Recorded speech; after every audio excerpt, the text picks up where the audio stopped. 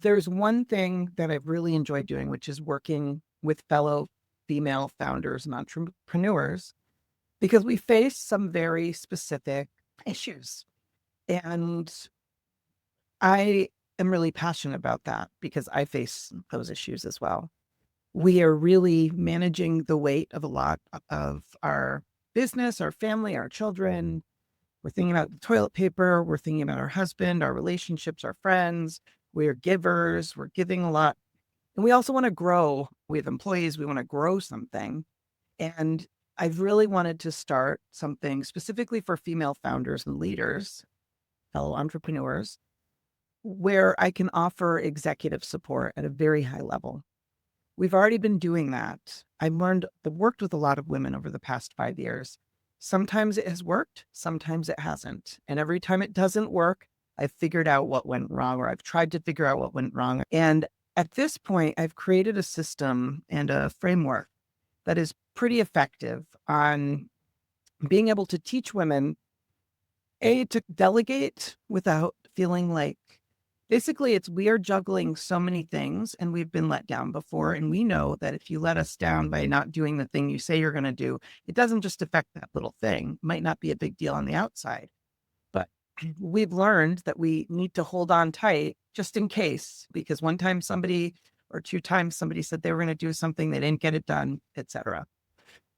And I have a framework, the 5 systems framework, that I've developed over the years. It's actually like up to 7 systems, but it doesn't sound as good. That really helps to structure support for women.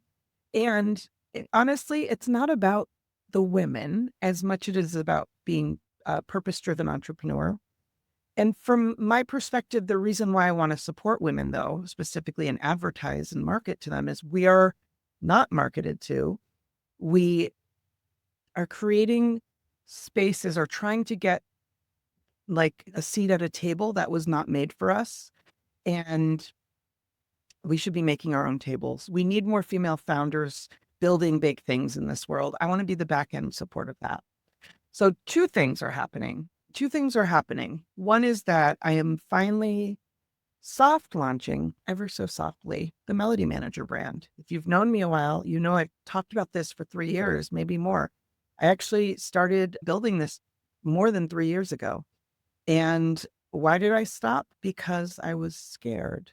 I was scared that I didn't know enough, that that HSVA, home service VA, wasn't stable enough, that we hadn't grown enough. And I really felt like I can't do this until things are perfect, as we often do. There'll never be a perfect time. And meanwhile, I'm giving my energy away to things that are not really, I talk about energy all the time. I'm not giving my energy to the people and the vision that I've created for myself. What do I envision and putting into this world? It's not happening. I know that I am at my best, when I am using my energy for things that excite me, for the things I'm passionate about. And this has been a very big passion project. So the first thing is we're going to have more of a boutique brand.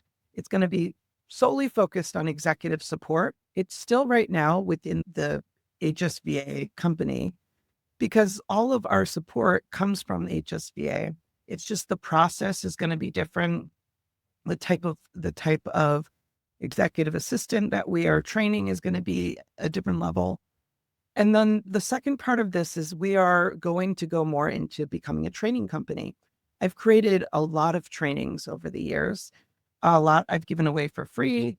Sometimes, though, I recognize, especially the past couple of years, with have a lot of people take these trainings and use our systems. If you look at Facebook or Google at our reviews, you'll see people talk about our systems a lot and our training because it's brilliantly simple in how I present it. And it's made for sparkly, visionary brains like mine. If I can follow the systems, anybody can. And it's also teaching people about transparent accountability when it comes to delegation.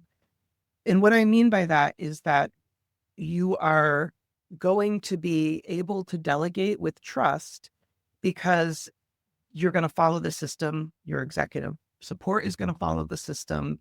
And it's showing you that they're capable of doing things without you having to fully release control. A lot of times it's hard to release control, or I've seen people struggle with it also because they feel like it's too much too soon. We get it. We get people taking on things very quickly, but it's going to feel comfortable to the people we're working with. Here's what I'd ask. I would ask that you, if you're interested in this, or if you're women who are like really driven to try to create something bigger in this world, like we don't have enough women who are at the head of the table in business. That does matter. Who starts wars? Who It's not women. Like we need more of this in our world. No offense, guys, but like there has to be bigger spaces for women to be able to be successful with the understanding that we can't carry it all. There is not balance. The way that I talk about virtual support and I say it's the melody managers because I don't need more things or more people to manage. I have so many things and people. I need somebody to help manage me and my things. That is the melody manager. That's the job of my executive assistant.